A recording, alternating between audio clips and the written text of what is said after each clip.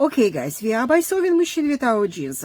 This is going to be fun now because I decide to show to you how to shorten the jeans with most oldest machine I have, which is very portable. As you can see, this very portable in video when I describe my tools.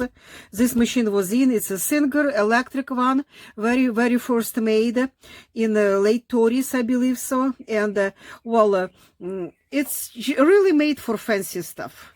It's really made for fancy stuff, and it's gonna be fun to show to you how to do these jeans on this machine, because if I can make it on this tiny little machine made totally for ladies jobs, on a ladies garment, very fancy stuff, no 9 layers of denim whatsoever, it's mean you will be able to do on any machine you got in your possession. So let's do it. We cut already that. Well, now see what's going on. To shorten these jeans, make standard 1/2 inch, what we have to do, we have to turn one time, because we have 1 inch what we left for making our hem, and then turn second time like that. No way you can stitch through these layers. You can see how thick it is. It's almost a quarter inch thickness right here. Why? Because you have 3 layers here. You turning once make 6, you turning one more time, you making actually 9 of them. No way you can do it. No, well, you have to avoid that when you're working with a domestic machine. Now, how you can avoid it? How you can make it? Take manicure scissors, or in my case, it's razor, and see where is it. I try to make it as possible to camera as possible. Well, right here, you see this 2 little stitching, double stitch on that seam. I always like to start on inseam. In a men's jeans, it's a men's jeans. Actually, it's double seams always on inseam. On ladies, it's opposite. Most of them on outside. Well, anyway, that's what we have. Double stitch right here. You can see the chain stitch, character stitch for Levi's. This is Wrangler, but still it's a standard stitch on jeans.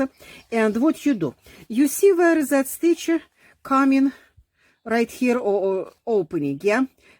Snip few of them. How far? 1 inch. That's how far we roll. That's how much you're going down. You snap that stitch to open that double stitch side seam 1 inch down. Now what you do? Get scissors and cut this 1 inch. That's exactly how much you fold from inside. Cut it off. Cut it off all the way to that seam which is still holding. Leave that second seam out of that double stitch holding right here. See what happened? I open this part, I cut this part, but this one's still there. Now it's much more easy to fold it, right? 1/2 inch and then 1/2 inch. And you're dealing with much less stress right now. Still thick. How to make it even smaller? Put down, not on machine, put down on your table. I'm just doing here to show to you how to do that. And remember, in the tool video, I showed you need a hammer. You need a special hammer by your machine all the times, which is rubber, silicone or rubber or wooden hammer. What is will not hurt your garment. And hammer that down, that fabric. I will do right here on the side of my table. I don't want to move my camera because it's positioned exactly to look what I will do here for you, to show how to do it. Okay, I hammed it down.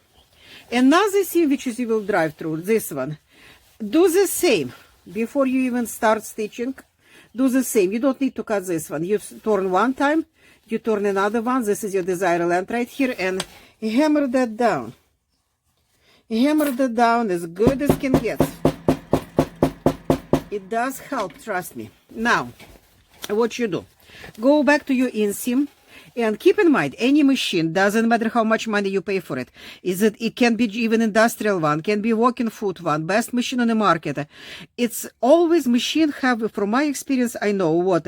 Machine don't like to stitch downhill. It will go uphill, but it's refused to go downhill. No, well, in this case, what I mean, uphill, downhill. This is your stitch. Make sure that seam is not coming undone. You fold it 1/2 inch. And then 1/2 inch, and that's where we're gonna start stitching. And what we have, What I mean is machine don't like to go downhill. It's gonna skip stitching if it's going downhill.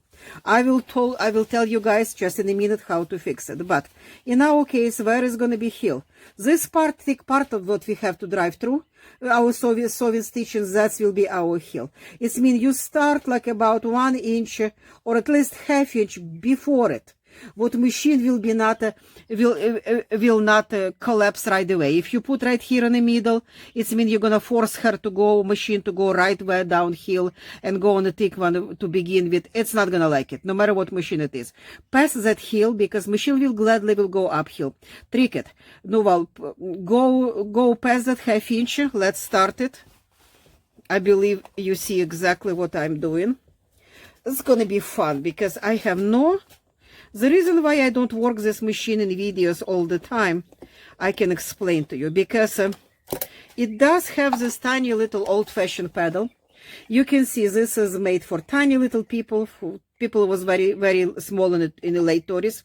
This is my push-up thing, and suppose my foot's supposed to be that small, and that's supposed to go under my heel. It's like barefoot I'm working on it, and I cannot do that. I used to sewing almost 30 years on industrial machines, and my pedal is about 15 inches long and 10 inches wide. And my husband even make a screw another extra pedal to me on the left side of it, which is my pedal become like a hole, like almost 25 inches long and 10 inches wide. But anytime I touch it, it goes.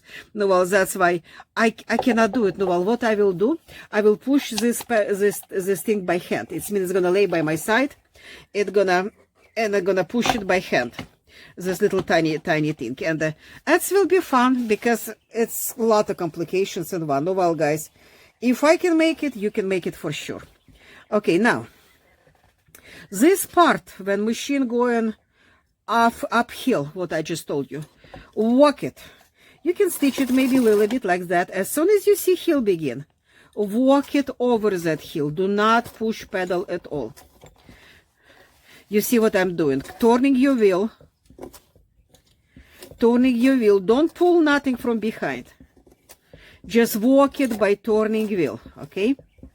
And don't start stitching right here yet with your pedal, because it's downhill. And remember, I just told you, machine do not like downhill. Keep walking. Keep walking. Keep walking until that machine pass that foot pass that heel, okay? Now you can fold it. You need ruler to measure. You need pins. You put pins. I don't. No, well, I did it millions of those jeans. That's why I don't need none of it. I can just stitch it. But one more complication on my way. These pants, it's men's pants, but it have stretch to it. They put about 2% of spandex to make it that comfortable stretch. No, well, that's make my life even more complicated, and your one as well. But trust me, if I can make on this machine, you can make it. In this case, to escape that problem of stretch, do not stitch on the very end. Usually on a pure cotton, I will stitch like right here on the very end of this half inch, like 1 millimeter from edge. When I have spandex to deal with, it will be a little bit movements. I know that. That's why it's my slide off. That's why I will try to stitch it 2 millimeters below that, not exactly on the very end of it, for that reason. But it's going to be hard for me because my muscle memory, my vision memory, all on the very end. No, well, let's try.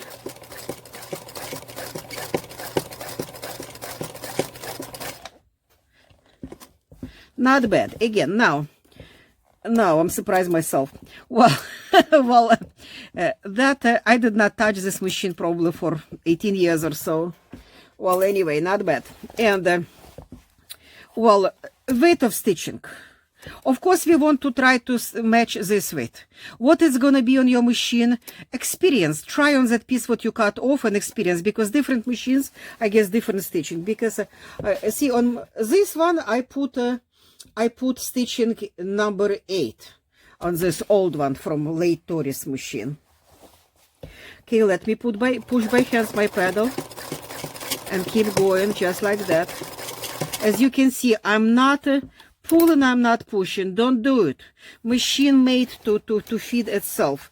You just make it sure it's flat. And the reason why I keep my hands wet, I keep my hand right here just to make sure what I have control of that. My stitch don't slide off end of this half inch what I'm rolling.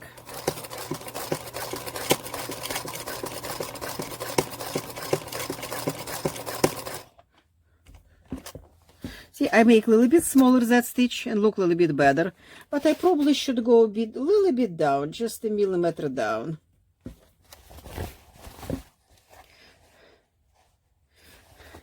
And keep doing it.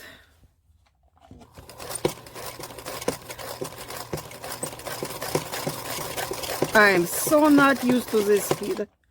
On my industrial machine, I am doing much faster.